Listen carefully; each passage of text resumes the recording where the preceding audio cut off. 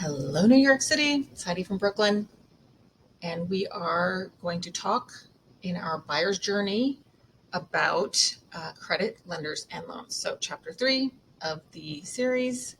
Hopefully, you find this helpful, and we will jump right into it. So, first up is credit, and why we are talking about this is because your credit score plays a big role in your mortgage rate.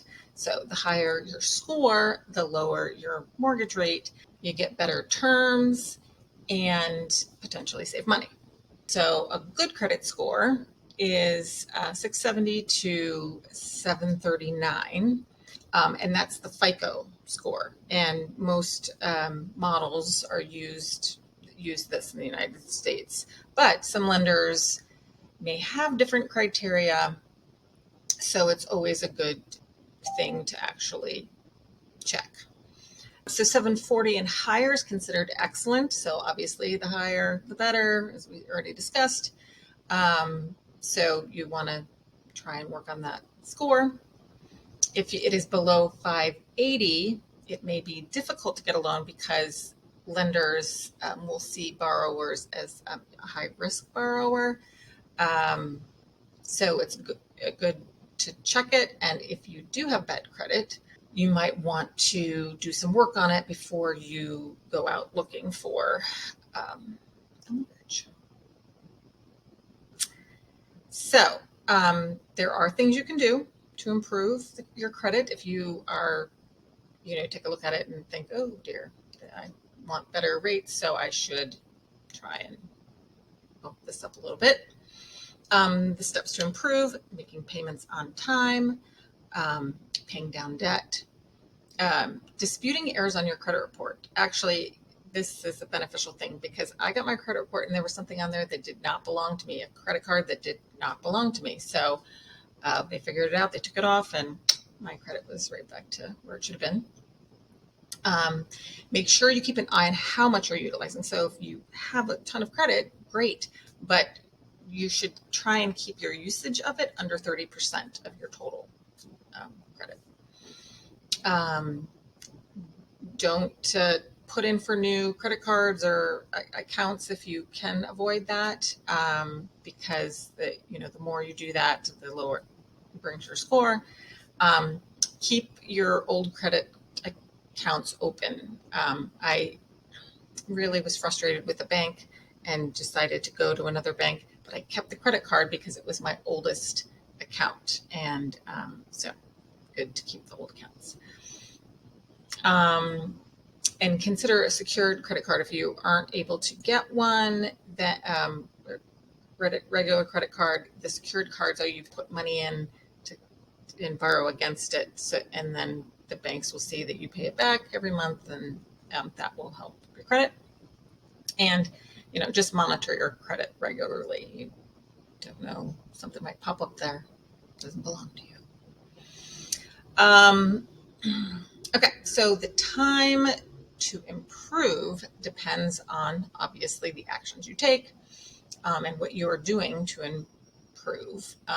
It could take anywhere from, a few months, but it could take up to a few years, depending on how significant the debt is. Obviously, will affect that as well. While you're working on it, the models that they use for like their algorithm aren't always linear. So you may see huge improvement and then a drop and then little and then so it will vary over time, but just be aware of that so you don't drive yourself crazy. Now we get into lenders. There are different terms that you hear when thinking about lenders. You hear mortgage lender, and that is just someone who does mortgage loans. That's all they do. And there's like a streamline process that they have for doing, all of it from the application all the way through, after the loan is done. Then there are banks who do loans, and they have a wide range of products and services. So they're not focused just on mortgages. But one of the reasons why they may be more beneficial is because they do have, more flexible options and competitive rates because they have a lot of funding. Another term you may hear is mortgage broker. And a mortgage broker is someone who they're not actually part of a bank. They don't where they work does not have any kind of funding. They are specifically to bring in different lenders to a borrower, being able to understand what the borrower's situation is, and then they have their portfolio of lenders, and that they can try and fit the best lender with the buyer's portfolio. So it could save you time and effort and money for sure. I started off using just a mortgage broker, and he was great for years, and then he retired.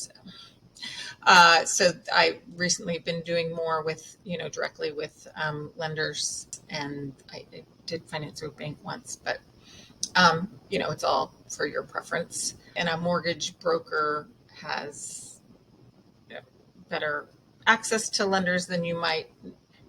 They may have more details on the different options for the different lenders, but their interests may not align with yours. So it's always a good idea to vet them, like ask them all the questions. How are they going to help you? What are their fees? What is their experience? All of that. So that's just always a good idea for whatever you do, whether it be broker, bank, or mortgage lender. Okay, the best way to determine which you should go with.